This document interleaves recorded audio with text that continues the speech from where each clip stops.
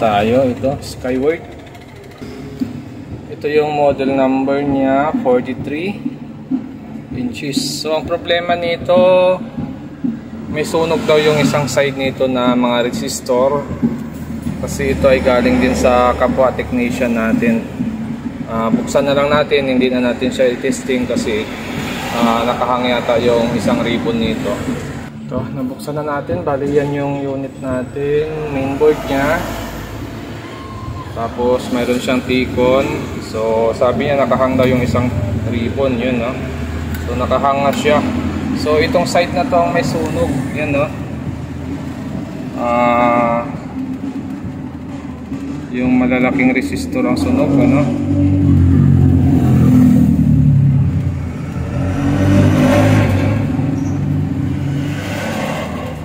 So mayroon siyang ito 2, 4, 5 pin na diode na ganito. Okay, so may sunog ito at may diode siyang ganito or fuse din, pero nakalagay dito D1S, ano. So check natin yung kabila. Panel number, model ito, LG display. Okay, so yung kabila natin makikita natin ay meron din, ano, yun, meron din siya mga resistor. Maliliit lang pala resistor na ito, maliliit lang siya. Tapos ito yung number ng diode. Nakalagay dito, ano, D25.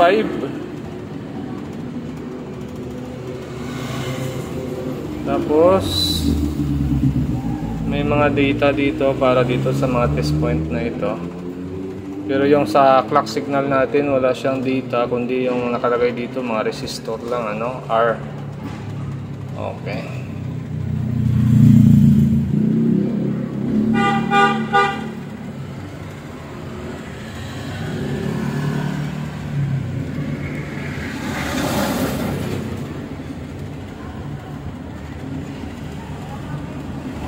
Mayroon din dito 5 pin. D11 naman yung dito. Parehas lang kaya ng value yan dito sa D1S, no? D1S. Okay, so pinalitan siguro niya ng malalaking resistor. Or ito rin talaga ang resistor niya. Pero doon sa kabila kasi nakalagay ay maliliit na resistor yung ganito, ano? So imposible na ito yung resistor na nakakabit dito. Maaring pinalitan siguro niya. Pinalitan niya siguro yan. Okay. So titingnan muna natin ito. Papaklasin muna natin tong frame. Titingnan natin yung pinaka source scope natin dito kung walang sunog, kasi nagkaroon ng sunog yung resistor dito. Baka may load dito na sira kaya nasunog yan. Check muna natin yung source scope natin bago tayo mag trouble dito sa taas, ano? Okay, so ito na, nabuksan na natin yung pinaka source scope nito dito. So na-check natin yung source scope dito, wala namang tama, walang sunog dito. Pero nung sinundan natin yung side na ito, yan, no? Kita nyo ba? Yan. Ito yung dahilan, may sunog yung glass natin dito. Mapapansin nyo kaagad, lusaw na yung puller natin dito. Yun, lusaw na sa init yan. So ibig sabihin itong side na to may tama. Nagkaroon na sunog yung screen natin, nag-short yung mga circuit niyan dito. Okay, so gagawin natin dyan, di-disable na natin lahat ng side na signal na papasok sa side na ito.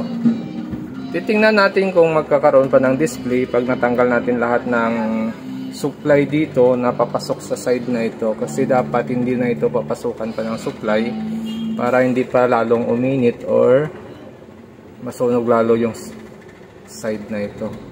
Kaya nagkaroon ng sunog na resistor dahil dito, no? So try na lang natin kung magagawan pa ng paraan o hindi na. Yan, bali itong side na tong nagkaroon ng problema, nagkaroon ng sunog yung glass. So lahat ng circuit na papalabas sa ating source scope ay try natin ihang, ano. Okay, So ito, mula dito, papalabas lahat ng signal na yan. Ito, mula dito. Ito yung circuit na papasok sa loob. At ito naman yung circuit na papasok sa labas. Lahat yan ay papalabas na circuit. So, medyo marami-rami din yan. May nakatakip kasi dito. So ito,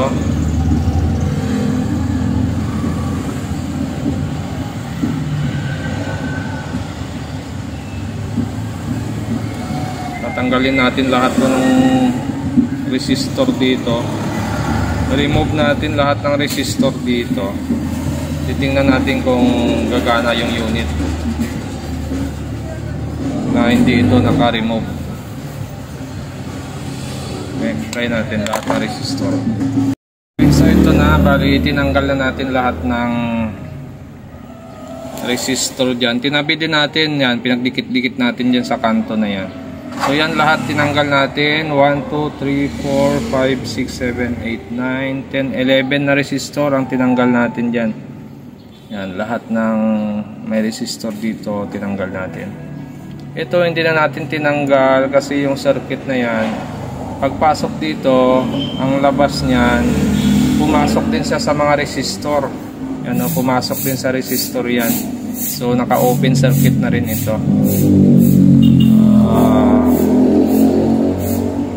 So mula dito, yan, hanggang dito yung circuit na yan, yung tinanggalan natin ng resistor. Yan, inubos na natin. Pero itong dalawa na mayroong test point, hindi natin tinanggal yan. Hindi natin kinat, ano?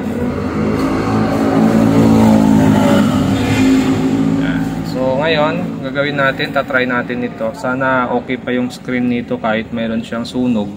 Sana normal pa rin yung display nito. Okay. So, ayan. Nakapasa siya. Titingnan natin kung may display. Ayun, mayroon na siyang display, no signal. Okay, sana malinis, ano, walang tama. So, gagawin natin dyan. Kakapain natin to. Titingnan natin kung umiinit siya. Pag umiinit yung side na ito na may damage, dapat magtatanggal pa kayo ng ibang circuito, baka may short pa yung circuito. Pero pag hindi naman mainit na yung side na ito, okay na yan, normal na yung circuito na yan, open circuit na siya. Yan. So ito normal, wala siyang init. Compare natin sa kabila, okay rin, wala ring init dito. Okay, so lalagyan natin ng signal, titingnan natin kung normal yung picture nito. Okay, so input tayo. AB. Yan. Ay, wala palang AB, naka HDMI pala. HDMI to. Wala. HDMI 1. Okay, so yun na. Nakaset na yan. HDMI to tayo. So, itong side na to may sunog. Yan. Itong side na to may sunog. Fine naman. Wala namang gaspang. Hindi naman magaspang yung screen na ito. Kahit nagkaroon ng sunog yung side na ito. Yan, ito yung may sunog. Ito yung may sunog. Dalawa yan, may sunog din dito tapos dito. Okay, so may konti lang siyang itim sa loob. Huwag na natin baguhin yan. Kasi hindi naman siya nagkaroon ng hairlines yung side na ito. So ito yung tinanggalan natin lahat ng resistor. Yan. So mayroon talagang mga panel na pag tinanggalan mo siya ng resistor, yung isang side, gumagana pa rin siya. Mayroon panel na pag tinanggalan mo ng isang side na clock signal at swapping voltage, total nagbablanko na siya or hindi na maayos yung picture niya. So depende sa panel na ginamit, ano. So ito okay na ito. So remove lang ng resistor, naging okay na yung unit natin. So hanggang dito na lang yung video natin, at kung bago lang kayo sa aking channel, huwag kalimutan mag-subscribe. Sa susunod ulit natin na video. Okay na.